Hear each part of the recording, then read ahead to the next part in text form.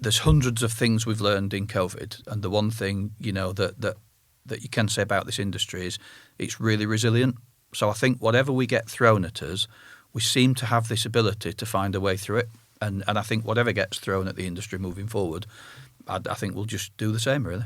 Absolutely. Look, the disruptors have come into the marketplace, and they've done what they've done, and they've created this whole new sector, really.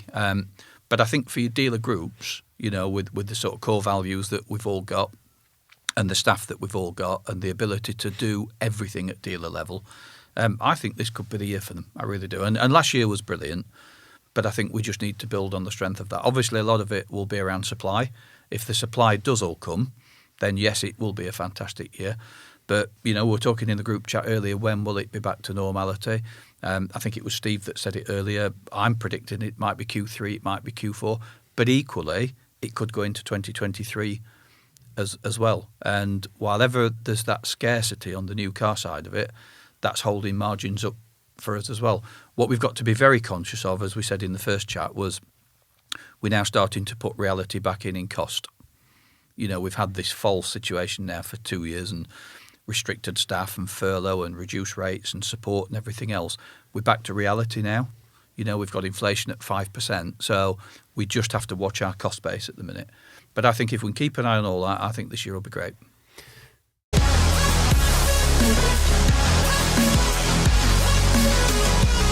Darren, Hi, Tom.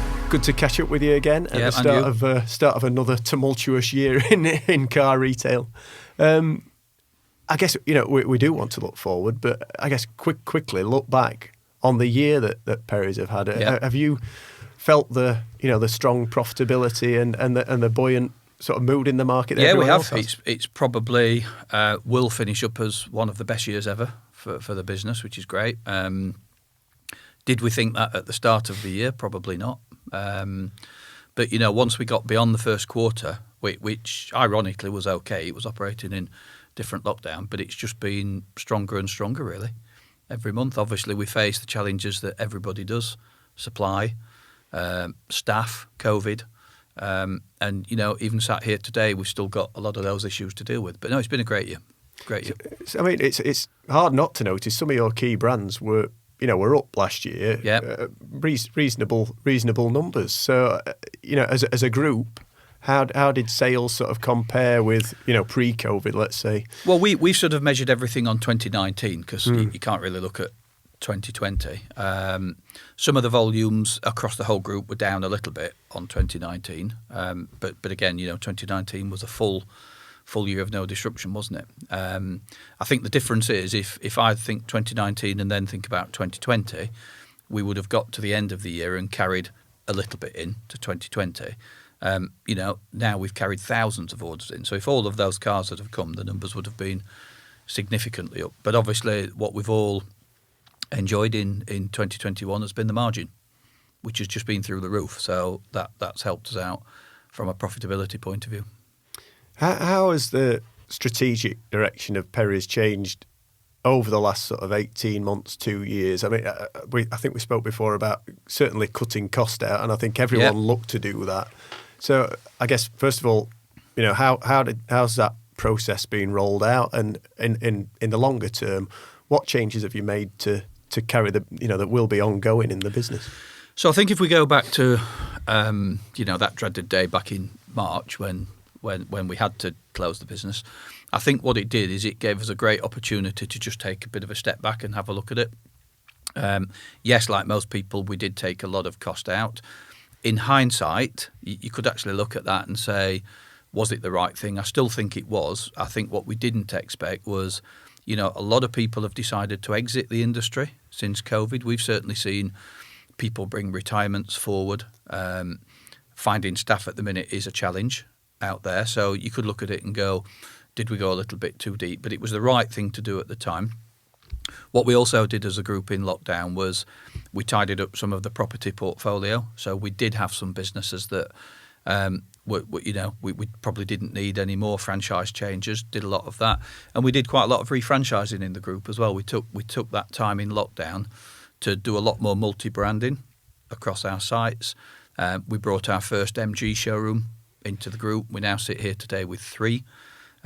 So we did an awful lot of strategic moves around that. And then I think the other thing that the whole lockdown has made you do is significantly up your game on digital. And we probably can thank the disruptors for that because, they came in and, let's face it, they took it to a new level. So what was good in our world a year ago all of a sudden wasn't that good. And we've had to up our game on that. So, I think we've taken this last 2 years personally to make a lot of changes in the group. And hopefully we should benefit from those now. We said in our other sort of group discussion, which will also be going out as part of this news show podcast, this year could be, I suggested could it be the year that galvanises the disruptors in the market, or could it be the year that, the franchise retailers and the established brands sort of come back and galvanise their own place as digital retailers with that omni-channel option? You certainly suggested that was the case. Businesses like Perry's would be able to, lean on their resource and their infrastructure and make that case. So, do you think that's? I do. Yeah, I think. Look, the disruptors have come into the marketplace and they've done what they've done and they've created this whole new sector, really.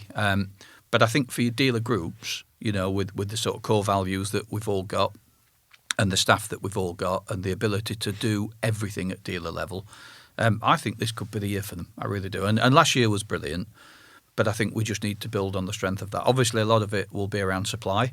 If the supply does all come, then yes, it will be a fantastic year. But, we were talking in the group chat earlier, when will it be back to normality? I think it was Steve that said it earlier. I'm predicting it might be Q3, it might be Q4.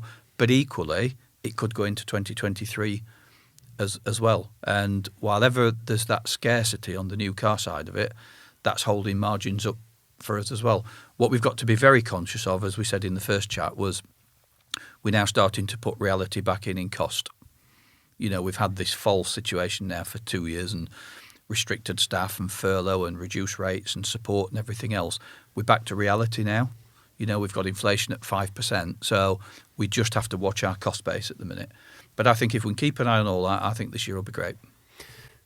On that digital retail front, it does feel, particularly doing AM news coverage at the moment, that that there's a bit of a marketing war out there at the moment. He who shouts loudest might well get a decent share of the market from a digital sales perspective. Is there a need for retail groups to make consumers aware that we're here too and we can offer all that? Yeah, I think there's definitely a need for it, but you're right. It's probably a good word that there is a marketing war at the minute out there. Everybody's pushing that little bit harder. Sadly, that's driving costs up in that area, which does put a lot of pressure on a lot of people. But I think if you've been really good with your database and good with your customers over the year, they know where you are. They know that you're still there, and there's other ways that you can get in touch with them as opposed to spending all of this very expensive money on that side of it. But you do need a presence, that is for sure. You talked about the difficulty of recruiting staff and maintaining that workforce. I think it's hard to ignore the presence of COVID in the workforce at the moment and the impact that has. So you mentioned a little earlier about the absences that you're experiencing now. Could you just reiterate that sort of the level of the issue, but also how you go on about mitigating that in businesses going forwards? Is that a concern? Yeah, it is. It's at the start of the pandemic, and we had a lot of staff off. But if you heard of somebody with COVID, it was a bit of a big news story. And then really more so recently, we found that as we've brought more and more people back, it seems to be more the norm now. And, as we sit here today, we've probably got the highest number of people off with COVID in our group than we've had at any time in the pandemic. Fortunately, they're not particularly poorly with it. But the fact of the matter is that they're off, and that's disrupting workforce. So, at this moment in time, we've probably got maybe 10, 12% of our workforce off with COVID. And we talked about staff recruitment, which is damn tough at the minute to recruit staff. A lot of people are staying where they are because if they're on the sales side of it, they've got all of these orders, so they're not going anywhere, and that's good for the industry. But, across our after-sales functions at the minute, there's a general shortage of technicians out there. So if you combine that shortage then with a few people off on COVID, it is putting pressures on the business at the minute. At a time when, there is pressure on after sales. Absolutely, there's always busy. pressure on efficiency and after sales. Yeah. That's going to hit the bottom line, I guess, this year. It will, if you're not careful. It's, our workshops are packed out at this moment in time, which is great. But yeah, if you're a technician down on every site, it's bound to affect the bottom line, isn't it? Absolutely. But as we say, on an optimistic note, you've entered new franchises, and you've got some really strong brands. Thinking particularly of Kia, who grew really strongly in 2021. There must be an anticipation that you've got the ability to grow, from quite a reasonable base at the start of this year with those new businesses in place. Oh, definitely. I think for a lot of those businesses last year, it was sort of the bedding in year.